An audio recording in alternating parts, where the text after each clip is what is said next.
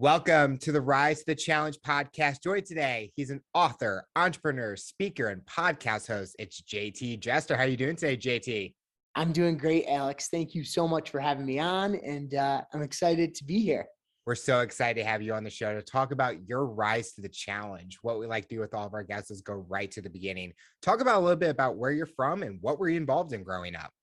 Yeah, so to give you a little background on my life journey, I was born with something called vectoral syndrome. It's a birth defect that affects different parts of your body, and that's sort of where my story starts. It's basically my parents and doctors had expected me to be a healthy born baby, and there were some obstacles, some challenges to come my way.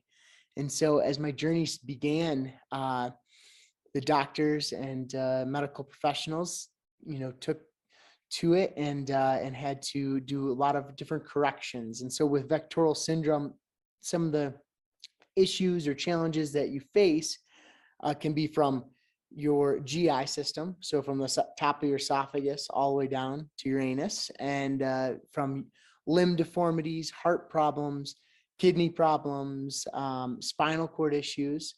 And so with all of these, I only had a few of these, and we monitor everything to this day. But for myself, I was blessed with just a few of these challenges. And so the journey began, and the GI system was the first and foremost for me that needed to be taken care of. And so the doctors realized that I had something called tracheoesophageal fistulas. And these are basically endless pathways in your esophagus that don't attach to anything. And my esophagus was compromised. And so at birth, this was corrected. And then from there, I was born with what they call imperforated anus. And then I had to have a colostomy bag for the first few years of my life. And the journey continued, and the medical things continued to pop up as I grew older and as more things arose. I had most of my GI system was repaired at an earlier age. And then more things with vectoral syndrome popped up, such as tethered spinal cord. And so when I had gotten a little bit older, more of the middle school, high school years, is when I had issues with my spinal cord and had to have what they call tethered spinal cord surgery. And so it's where your spinal cord is attached to your sacrum nerves, and it's pulling on those nerve ends. And so it's causing different paralysis. And I had a limp, and I had loss of bladder control. I had all sorts of issues going on. But the doctors said, you know what, this is what we'll have to do. And so we did the tethered spinal cord repair, where they released the spinal cord from those sacrum nerves. And I was in very good shape for quite some time until high school, when it reattached to the scar tissue. So so the journey of medical has been a huge part of my life from early on.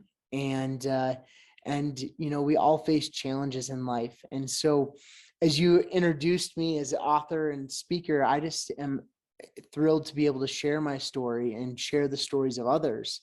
In my latest book, my first book is called Untether, which is kind of a life memoir of medical challenges and education challenges and successes, amazing successes too, that I've been able to accomplish.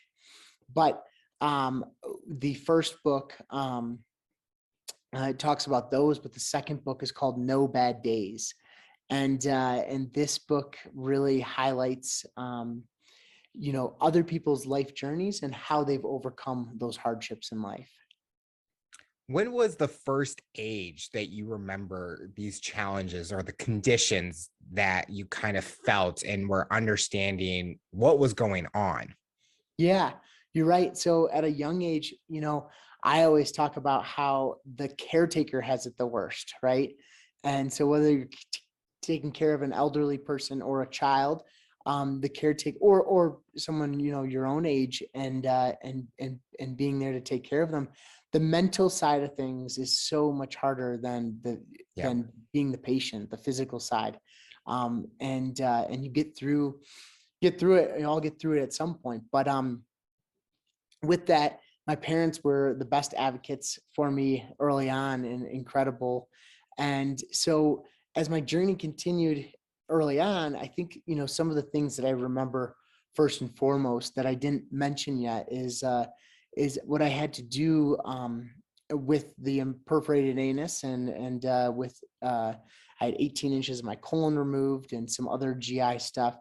But with that, I remember some of those surgeries more prevalent because of my age. And then also I had to do what they call a bowel management program every day. And I still to this day do it.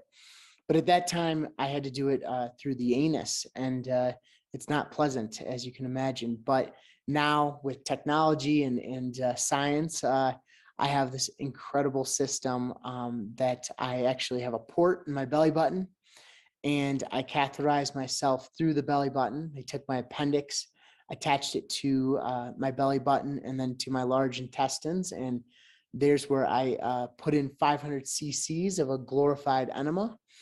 And that flushes out my lower GI. And I do that once a day and I'm good to go. And as you could probably see, I am blessed to have amazing health. I mean, yes, I've had these obstacles, and yes, I've, have, been spent many days in a hospital room, in a hospital bed.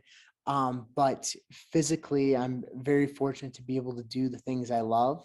And so in No Bad Days, I really highlight a lot of those adventures and how important they have been to me in living life and why they are so important to me. As a kid, were you able to be open with other kids, or did you kind of just keep that hidden because you didn't want like your friends to know what's going on or other family members to know what's going on because you just want to be a kid? Because especially at that age, you shouldn't have to be worrying about all the stuff that's going on. You should just be able to enjoy. Yeah, you're right, Alex. I love that question because there's two parts to that. There's the part of, being a kid, and then there's Yep. also the part of being an advocate. And the education piece was a big challenge for me. I dyslexia and short-term memory. And I think that the dyslexia, but also the medical, because it's kind of played a role first in my life. They both taught me that I had to be an advocate. My Mhm. parents were first, and then from there, I learned from them and just how important that is to be able to share with others what's going on in your life. Um, I always like to share how, like, we all have challenges, and in the fact that, we're all going through something, or we all have some obstacle that at that point in our life is the hardest thing we're going through. And I talk about how we all have a story that we're writing, and every day, God's helping us write that story. And with that, I think that the best thing that has been so beneficial for me is to be able to share that story. I really, as a young kid, I never held back on, at the right moments, telling individuals who I trust and have compassion for as well, is being able to express what I was going through. And in the end, a lot of the times it allowed them to come back and tell me what was going on in their life. And it may have been 100 times harder than my event at that moment, or it could have been easier, but still I knew that at that moment that was what they were going through, and we could be there for each other to support each other and carry each other on. But it's important to be a kid too, and my parents made sure of that I got the ability to enjoy life and go out and have fun. They never said no. No was never in their vocabulary. Even when it came to school or physical activities, it was always yes. And I think that yes is so crucial in allowing us to achieve things that we want to achieve and to carry on in life. So yeah, so I think it is crucial to be a child, but it's also important to be honest with what's going on, because others can, have compassion for that.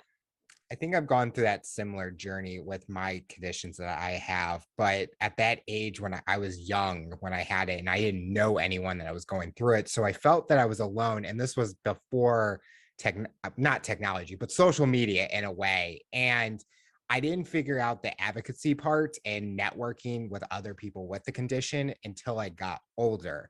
Uh-huh. And I knew that sharing stories with other people helps me learn more of what I can do, but can help another person maybe going through something similar.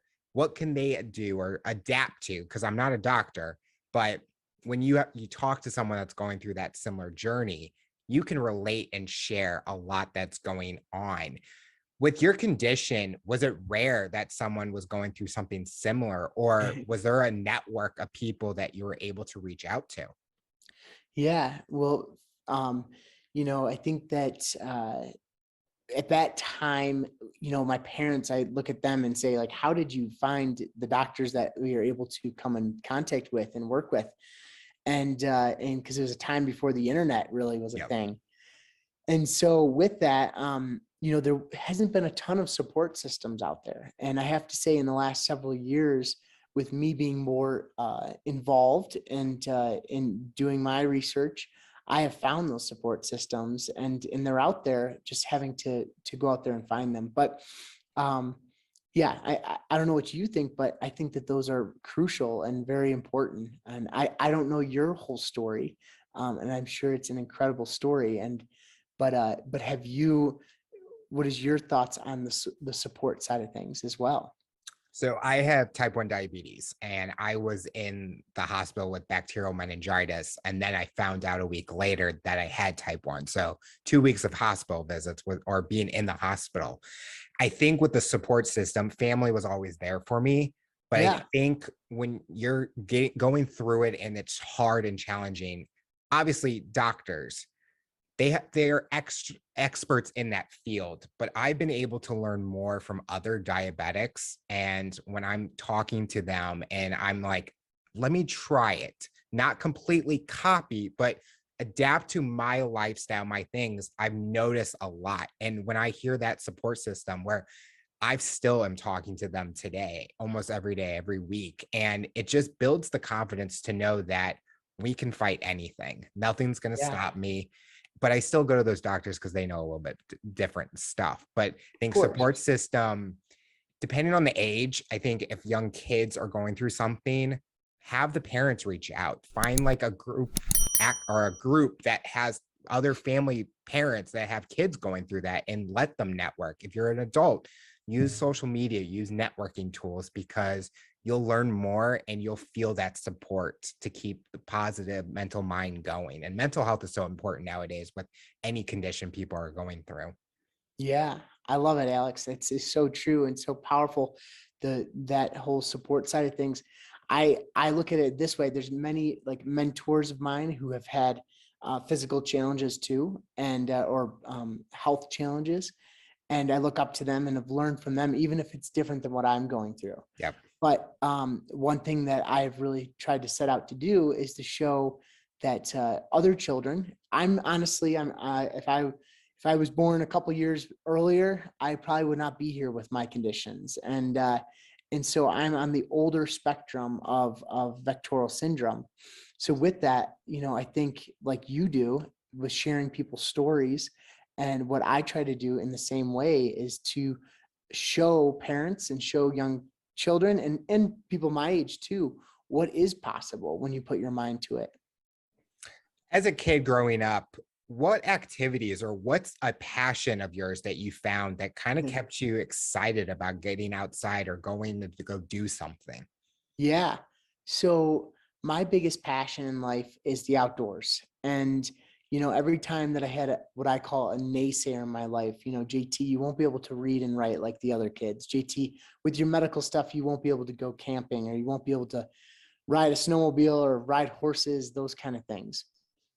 Um, I found that I could do those things. And by putting my best foot forward and just having honestly parents that never said no. Honestly, they always were making sure it was safe and Mhm. done the right way, but they always encouraged me to try things. And my thing that I wanted to really pursue, because it was the place that I felt the most comfortable, I forgot about the naysayers in life, and that was in nature.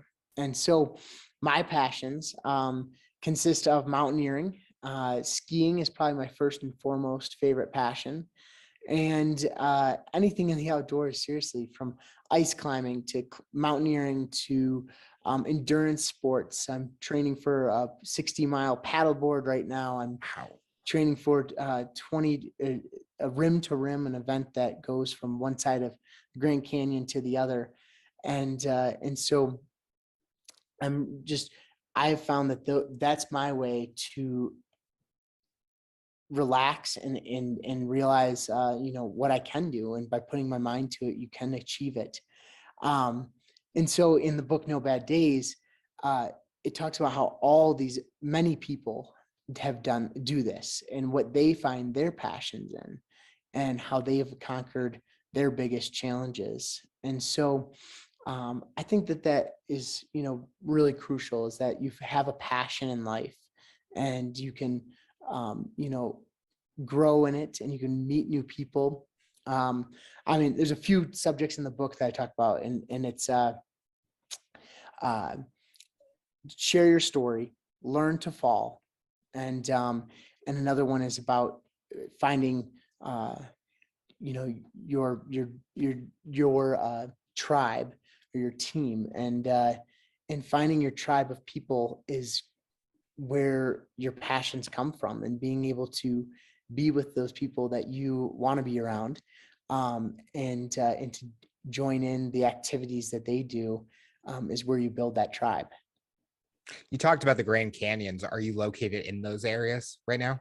I am not actually. I'm actually in Colorado right now. So, out west here right now. But yes, I think that passion is what drives us to learn new things and to succeed. Was there always a dream job that you were wanting? Sometimes we're asked as we're growing up, what is that dream job that we're wanting? What was Uh, that for you? you know, um, it's funny because probably one of my first dream jobs was to be in medicine. With my medical stuff, I always said, you know what, I would love to do something in medicine. Well, with my education side, the school side never came easy to me, and I found out very early on that that would be a very hard achievement, but I could still do something in medicine in a way. I could help. I could be an advocate. I could start a foundation. And so um, that, what I have to say, was sort of one of my dream jobs. And now, following that passion a little bit, it would be on the support side and the foundation side. I have been able to start a foundation, and that foundation is called the JT Mesta Foundation. And what we do is we are able to fundraise through a lot of these events that I do, from the hiking and paddle boarding and different adventures. And we raise that money, and then the money that we come to from our generous donors, we are able to take that and donate it to Children's Hospital of Colorado, which is something that I'm very involved with on the medical side of what I have gone through. And so we are able to pay for medical supplies for children with the same challenges as well. And then the education front is another aspect we focus on, and the faith side, and how that has been an important part of my life. I wanted to be able to give back to that as well. You talked about wanting to be in the medical field and how education was a challenge for you. Was this something that college maybe wasn't the right direction and you wanted to get out there, Mhm. start creating what you wanted to create right away? Yeah. So I'm going to back up here a little bit, and I'll just share a little bit about my education path. Um, First off, I think I always wanted to achieve college, but when you go back to where I started from, the medical stuff was always first and foremost, and then the education side came along, and I struggled. I struggled through first grade all the way to fifth grade, and it was in a school that was a great school, but at the time it wasn't the fit for me. And I was actually, this is where one of those naysayers in my life said, JT, you won't be able to read and write like all the other kids. And with that, you won't be able to attend this school. But my dyslexia was very severe. I mean, to the point where I didn't want to go to friends' houses because I, wouldn't know what button to push on the remote control to play the game. Or we'd go to dinner and I wouldn't know what to order on the menu, but my go-to was a cheeseburger because everyone had a cheeseburger. And then, from there, another side of it was, which was very important to me, is I didn't know the difference some days between the writing of men's room and women's room. And so I didn't even know what bathroom I needed to use when I needed it most. So that's how severe my dyslexia started and was. And at that 5th grade mark, when I was told, JT, you cannot attend this school anymore, was a time that a program came into our life that just coincidentally or not coincidentally, the good Lord put it there. And this program really took me from a non-reader to a reader. And with that, I went to Denver and spent time there in the school. And then I moved back to Detroit, which is home for me. After that rest of 5th grade, and being back in Detroit, we had intentions to go back to school and in Denver, and we ended up homeschooling myself through the program. And the program took me from that non-reader basically almost up to grade level in reading at that time through 6th, 7th, and 8th grade. And then that school that I had been asked to leave had a change of administration, and they asked me to come back. And so I ended up going through that high school time and having great success. And with the help of many amazing teachers, and then getting through that, I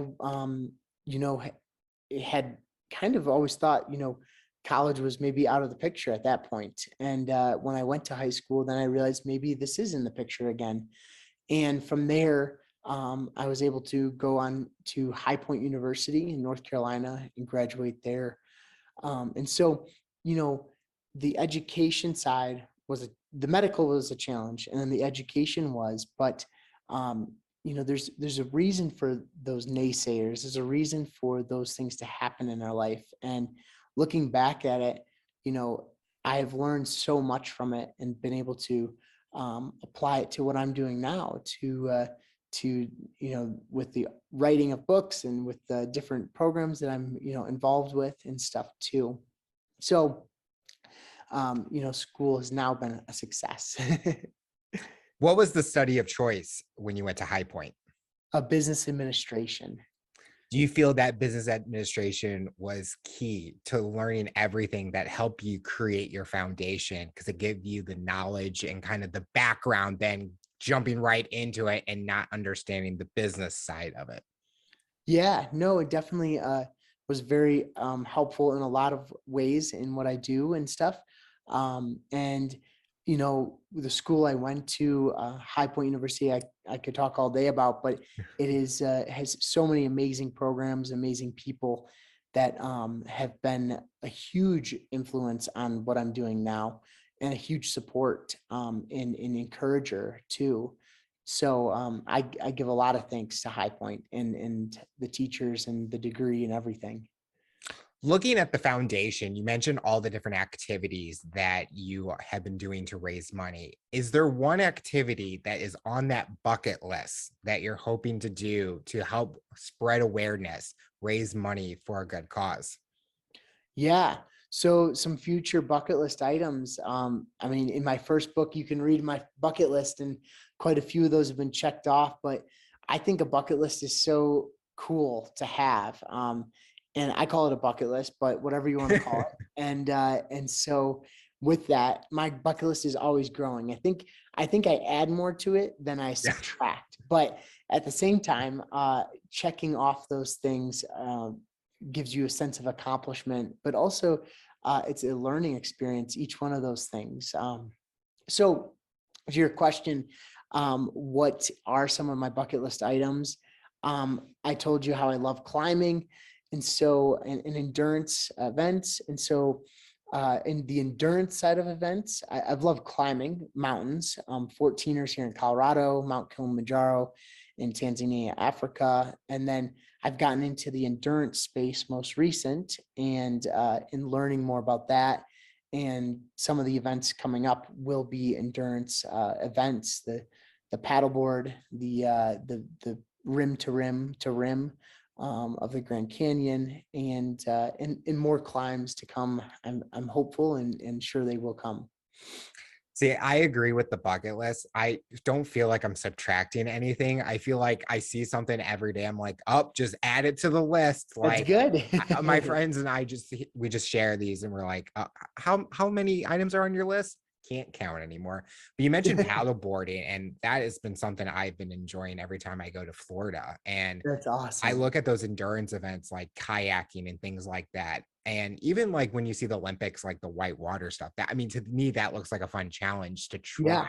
I mean, I got to start training like now to do those. But to me, it just looks like fun things, and like endurance activities are something that's increasing in people's interest because it gets people outside, gets them to enjoy and challenge and test themselves.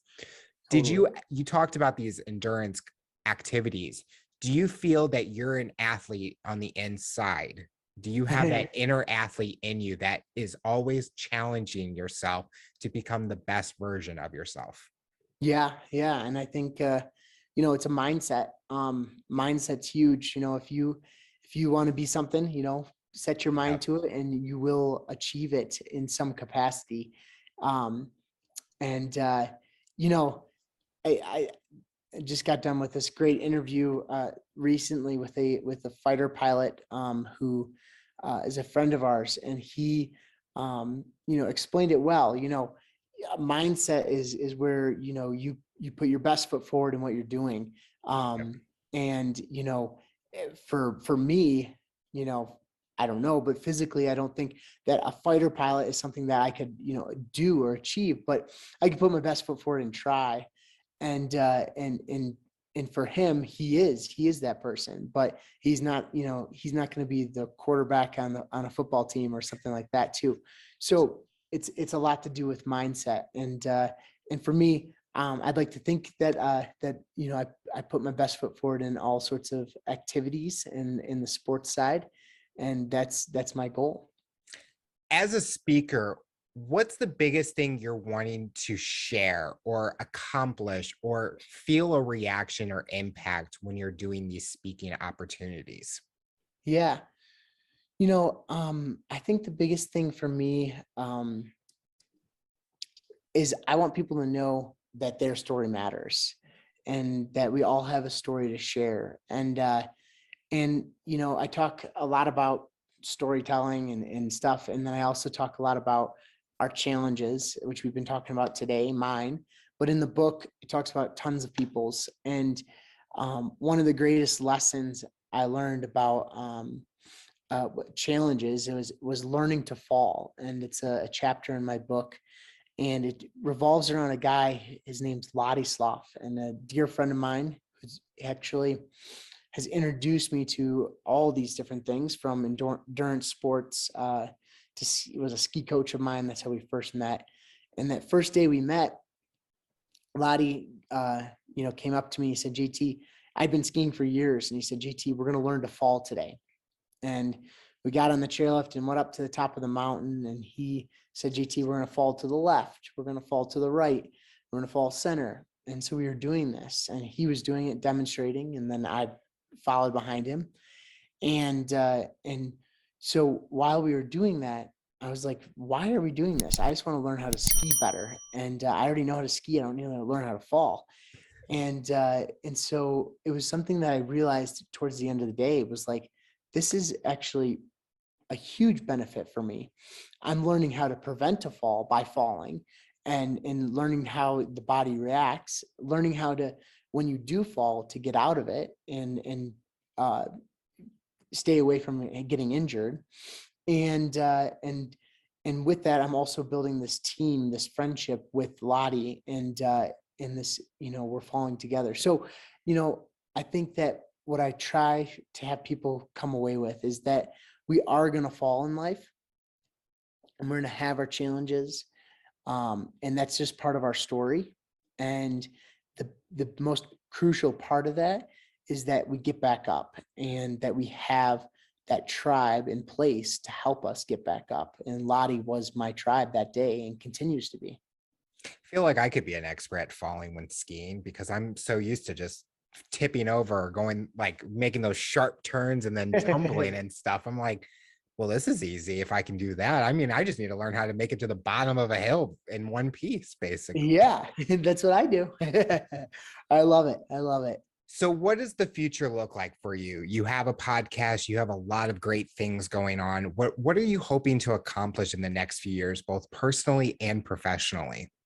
Yeah. So on the personal side, I definitely say adventure, finding more adventure. And then with that would be endurance sports. It's a new area for me, and I'm enjoying it. But I also have to say on the work front, and what I'm doing here is just spreading the word that we're not alone with our challenges, and that we have people here to support us. And I think you can agree with this, probably, like us as in the medical side of things. When we think of challenges, immediately my mind goes to medical, but there's so many different challenges out there, relationship challenges, the medical, the education, the all kinds of things, physical, everyday life, financial. And I think that, my goal with what I'm doing is to continue to spread the word of you're not alone. And by doing that, my goal is to continue growing in the public speaking realm, and sharing people's stories. And that comes down to like you're doing with your podcast. And my goal with my podcast is that we all have a story, and to continue writing. I have a few other things that we're working on right now, and putting together, and some of them to deal with the foundation and in children's hospitals. And so to continue to grow the foundation is another big goal of mine. The final question I'll ask you, for someone that's listening to this interview based on your journey and experience, what tips or advice would you give them to overcome obstacles, accomplish their goals, and rise to the challenge? Yeah. Well, I love that question. Finding your tribe, finding that person in your life that is going to tell you to keep moving, keep going. I have many of those people in different realms of my life, and I'm sure you do too, Alex. And for example, I mean, just doing a podcast like you're doing, there's some times where it's like, am I doing the right thing? Like, do I keep interviewing people? And it's that one person that comes back and says, I learned something very vital from that, or it changed my outlook on life from what that person said.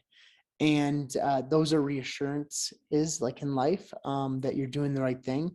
But also those people that are going to tell you, to keep going when the going gets tough. And those can come from your friends and your family, and put your best foot forward. You always got more in your tank. You can always keep going. Well, JT, I want to thank you so much for coming on the show and talking about your rise to the challenge. You're inspiring so many people, and we're excited to see what the future looks like for you. Well, thank you so much, Alex, for this opportunity, and for letting me come on.